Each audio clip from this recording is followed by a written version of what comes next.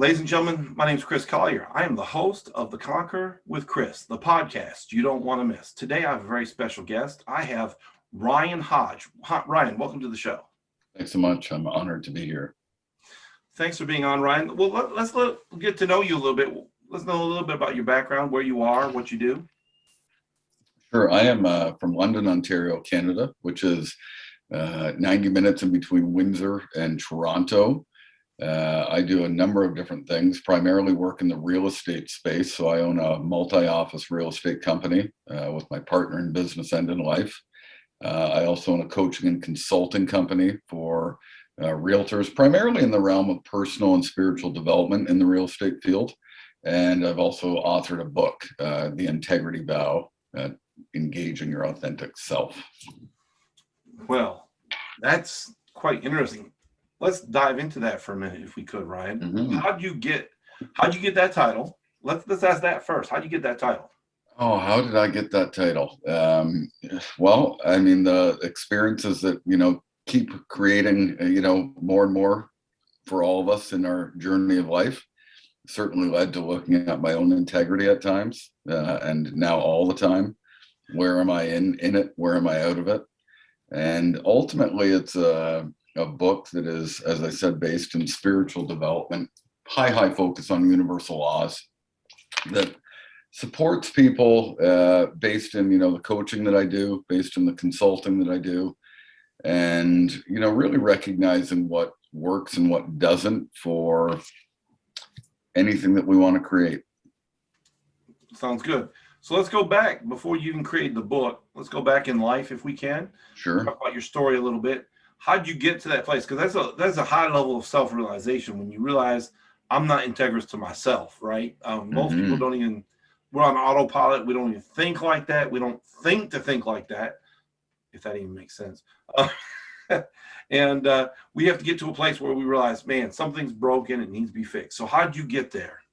Well, it took me a long time. It took me, a good 35 years to really start to recognize, what's working and what's not. I tried to do anything and everything I could, throughout the majority of my lifetime to escape, in any way I can. And it started off, with at a young age, which it does for most of us. But, whether it was alcohol, whether it was drug addiction, whether it was relationships, too many relationships, whether it was the addiction to success and not recognizing that success does not equal fulfillment, it's just more or less a toxic replacement for fulfillment. And that's really, a little bit more about me and my real estate story. I had a unique story where I got into the business. I sold a couple hundred homes in my first, couple of years very quickly, which was rare. And then I got promoted all over the place as, this guru, as far as real estate goes. Went on to open a company that grew very quickly. And at the end of the day, none of it mattered. I wasn't enjoying the process. I was just escaping into something different. It's the same thing with family. I'm fortunate to have 3 young boys, and they're the highlight of my life. But if I'm not focused on my own integrity, that doesn't really matter either. And too many people want to be the, super dad or super mom or do everything, but, behind closed doors, they're not doing the right things for them. And so that's really what integrity is, for me. Well, yeah, let's break that apart. So someone hearing this for the first time, they don't know what self-integrity is. From a very general standpoint, I think there's an old saying, be true to thyself, right? Mm-hmm. That's really what we're talking about, right? Is being true to yourself. How do you know that you're being true to yourself? How do you know that you step over that boundary and been something false to yourself? Well, for me, it was a few choices that I've made in my life, in my previous marriage, in doing the things that really aren't self-serving. Recognizing that no matter what, for me, it's, am I serving myself at the highest level possible in truth, like you just mentioned, versus serving other human beings? Because how can we possibly serve another human being if we're not serving ourselves at the highest level first? whether it's through fitness, whether it's through personal development, whether it's through faith, whatever it is for you. And anybody can define that. What is it for them that's going to allow themselves to serve the highest version of themselves, reach their highest potential before they try and do it for somebody else first. It doesn't work that way. That's so true. I've heard in several of the podcasts I've done that people always use the cup metaphor, right? How can you help fill someone else's cup when yours isn't full? And if you try to, really what you're giving them is a lack, or there's no abundance there. There's no fruit there. There's rottenness there when you give them the bottom of the cup with nothing in it. So how do you keep your cup full? Well, sometimes it's about clearing the cup out. Right? All of the experiences that we've had that sometimes we don't recognize how those have shown up to shape us, how they, support us in, making decisions that maybe don't serve us. So sometimes clearing some of those out, recognizing them, understanding them, detaching from them, is a critical part of it. My cup is filled, and it's not filled every day because I don't think anything's perfect. We never arrive anywhere, but a lot of people are so focused on, their routine and their time management. It's about choice management, not time. So what I look at is rituals. What rituals serve me at the highest level? Usually it's, a focus on some meditation, spiritual development, some journaling, doing the things that serve me, some, physical activity. If I get those rituals done, I'm pretty full. I know how my day unfolds. I know how my day unfolds with my partner. I know how my day unfolds with my children. I know how my day unfolds in my business.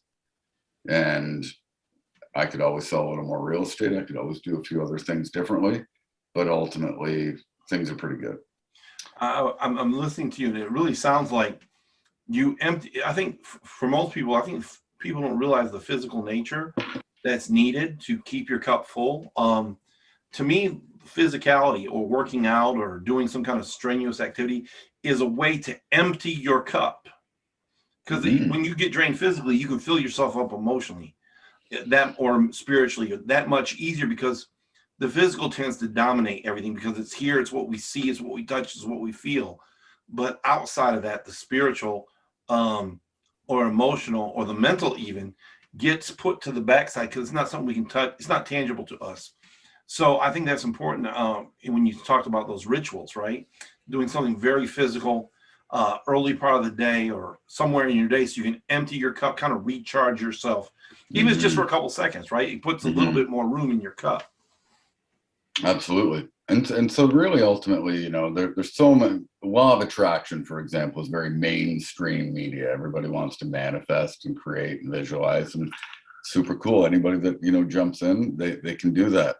But what most people don't recognize is that the law of attraction is actually the secondary law. The law of vibration is the primary. And so what is it that we can do each and every day to raise our own vibration or raise our own spirit, or, increase our energy, if that word resonates a little bit more for people in the audience? And so is it physical? Is it going for a walk? Is it reading a non-business related book? What is it that serves that highest level of self? That is key, because like some people, like I remember one time we were getting ready to go on a fast, and it was very important that we go on this fast, and I was told don't fast. I said, why? He said, the guy who was in charge said, don't do it, because listen to this. This doesn't sound backwards, but it makes perfect sense. He said, you need to learn to eat right before you go on a fast, because eating right for your body, eating the right foods, the right types of foods, and when to eat is more important than you going on fast right now, because you're just doing more detriment, because your body hasn't been getting the nutrition it wants because you eat junk food. Sure. Yep. So get your body the proper nutrition, and then you can fast properly, because fasting that anytime, and those of you who do fasting, or even for weight loss, right, or even for just health benefits, if you're not looking at the spiritual benefits, you can't really do it right until you're starting to feed your body right. Totally. It's like saying, I'm going to go cram this university level course after you've been playing video games all night. It doesn't work that way. Your body doesn't, your mind, your spirit doesn't work that way. You have to give some space, some structure. some way to empty out what you filled it up with. Well, it's interesting. I mean, I went through back in 2015, 2016. So about 5 years ago, I did a major body transformation. You know, I cut down. I was just right leaned out, you know, six pack, the whole nine. And those rituals, all of that supported, you know, totally went down the personal spiritual development realm. Everything's going well. And then I had some business challenges that, you know, creeped up unknowingly, which when that occurred, all of a sudden I started to gain a little bit of weight, and I started to put on. And even though I'm exercising and I'm eating relatively healthy, I don't drink a lot of alcohol. Every now and then I do, but not not to the extent that I used to. That's for sure. I like a glass of wine with a steak, but that's about it. And ultimately, what happened was I couldn't figure it out, and it was stress that was holding weight. It was, you know, the cortisol levels, it was adrenals. And it's something today that I'm really exploring, you know, what's going to support me in doing this. And it is a spiritual dynamic versus, you know, 60 sets of chest and tries, or, you know, 45 minutes busting my ass on a treadmill, right? So you start looking at those things and you really recognize, like, your mind creates, you know, all of this. And that is part of the, you know, the grand trilogy: body, mind, spirit. Right. And you got to use the other two to leverage the third, usually, right? If you're trying to deal with the spirit, you got to use your body and mind to leverage the spirit. Sure. And when you get your body into a state where you want it, you got to keep what I call the peace level, right? The peace level because peace means nothing missing, nothing broken. That's all it really means. It means a state of wholeness. So too many times we try to take it to another level, and that puts extra stress or extra bearing on one of the three, right? Because think about a tripod that has telescopic legs, right? If one of those legs goes in, it's going to lean to one side.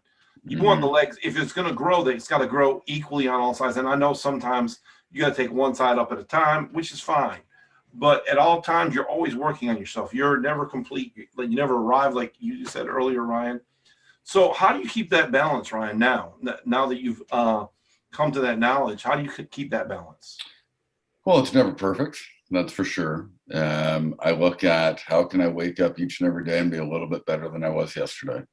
That is it. It is, am I in purpose or am I not? And ultimately, I think that every choice that we make shows up to teach us, you know, what outcomes we create for ourselves. It's about personal responsibility.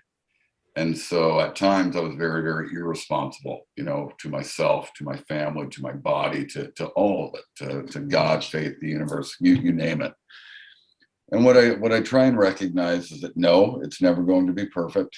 But there is a way to find myself moving back into that integrity type of space, moving back into the places that I know serve me at the highest level, which then allows me to serve others. And it's, am I in purpose or am I not? See, the mainstream also talks a lot about karma, right? Karma, it's a very circular energy. What goes around comes around. You know, the golden rule: do unto others as you would have, you know, done to yourself. What we don't hear a lot about is the law of dharma. And dharma is actually the law of purpose, which is a very linear energy. And everything on this planet has a purpose. And so in order to serve purpose, we've got to be continually making the next right choice after the next right choice after the next right choice, moving down that linear path rather than that karmic cycle. And we do it. And eventually it becomes very simple. You start to get into that high state of awareness where you can recognize, you know, am I in purpose where I'm watching my words? I don't offend somebody, or my words don't hurt somebody. Am I in purpose where, you know, if I have a glass of wine, I know how that impacts me versus if I, you know, hydrate really well. And so you move away from, you know, in my own experience, drama, chaos, trauma, you know, all the stuff that we can create if we're really out of it, to places and spaces where we go, that just doesn't serve me. I love that glass of wine, but I know that if my goal and my purpose is to, work out, get a six pack, serve others, motivate, inspire, what serves me, what doesn't, what serves the highest purpose, what choices must I make, aligning my actions with those intentions. That's so critical, because I have this saying. It goes, where you find your purpose and your passion, you find your power. Sure. And so you just put it so wonderfully, is a lot of people don't have their cup full of power because they're either working in purpose or passion, and not both. Like, they're worried about the law of karma, like you said, or the law, and not the law of dharma, or they're worried about or focused on dharma and not really applying their passion. They just think it's rote, right? I just got to do this. It's a law, so I have to follow the law. No, put your passion behind it, because when your passion finds your purpose, you'll find real power. For example, I'm going to use myself as an example here, because I don't have anyone else really. I work a full-time job. I work 60 to 80 hours a week at my job. It's not necessarily, it is a passion, but it's not the purpose or the passion that I have for life. But this podcast, it's my day off. I'm doing a bunch of these today. And I'm passionate about it, and it's aligned with my purpose. So I can do this all day long if need be, because it fits into my purpose, it fits into my passion, and they're aligned. Could you imagine a railroad train going down, and one track is going straight and the other one's going the other east-west, one's going north-south? The train couldn't run, right? Because it needs both rails. That's what passion and purpose give you. It gives you the rails for your train to run on. So you said you do some coaching and consulting. Explain how people get into that and what you provide. Sure. So, my coaching originally started out in just primarily real estate, because people wanted to know, how did this guy sell 100 homes in his first, short period in the business, or how did he grow this company and things like that. But then as I moved down into that, path of personal development mindset, it's a little bit of a niche in the real estate industry where, I'm one of the few that, really, really dive into that. It's different where, a big brand, for example, like Century 21, that I'm sure everybody's familiar with, they don't usually like the guy that, comes out and talks about drug addiction, on a stage full of realtors. They want the person that's going to tell them about, the next magic pill to sell more real estate. So what I look to do is, support people in that space, because a lot of my coaching clients now, inside and outside of real estate, are usually, higher performing kind of people in business. They've had success. I coach some of the, top team leaders in North America, Canada and US. Have spoken, all over New York, LA, Europe, all over about these types of things. And ultimately, what most people come into my space for are recognizing that no matter how much success you might have in business, ultimately, if your foundation is not laid from a spiritual or personal level, you're just building on quicksand or a house of cards, and eventually things can come crashing down. They have for me, they have for many of my clients, they have for the people that I work with, and it's supporting in that dynamic. Is there a business aspect to it? For sure, because when we focus on that foundation, when we focus on that energy, when we focus on that vibration, good things just tend to happen. Well, I mean, it's a foundation, right? If you don't have a foundation, then you can't build anything. There's nothing for your business, your relationships, your life to really stand on. That's why it's important to build the foundation. Important to have a structure that you can lean on, right? Sure. If you build a house and it gives out, the whole house is going to collapse. The building's going to collapse. The skyscrapers going to collapse unless the foundation, and it takes time to build that, I would say. Wouldn't you agree, Ryan? Ongoing. How much foundation and cement can we constantly pour, right? Well, unlike a building, it takes in a building, it takes longest time to build the foundation. The deeper and wider and bigger the foundation means the bigger and taller the building can be. But with us, we're always building our foundation. We're always going deeper with our foundation. And that's why I love the thought of being limitless, right? We are limitless as far as what we can attain and achieve. And so when someone says, I can't do that, that's not really true. You're lying. It's a law of pure potential. Our potential is completely unlimited. So Ryan, let's deal with someone different. Let's say there's someone watching the podcast. They're just getting started. Maybe they're young, maybe they're old, maybe they just found their purpose and their passion, and they don't mentally or spiritually understand what their potential is. So help them, give them something to bite on, to chew on, give them something to think about with that. Mm-hmm. I think that, when you look at that dynamic, it's emulate before you innovate. And so that sounds a little bit complex, but it's really about what I call ascension, right? Finding others that have had a result that you'd like to achieve and you haven't gotten there yet. And either connecting with them, observing them, working with them.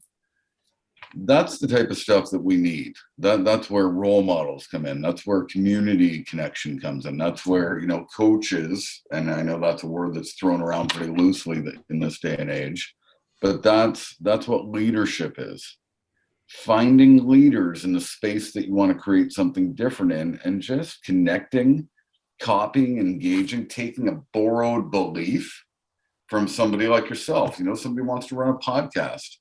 What's Chris doing? How does he do it? I wonder if he'd have a phone call with me and he would share, because when we serve and support, success is not an issue. That's so key. And I think, you said you have a few young kids or children. I think that's where we get the statement childlike faith, right? You grab that thing, and just like a child who mimics you, sometimes it gets on your nerves. You say, go to bed, got to bed.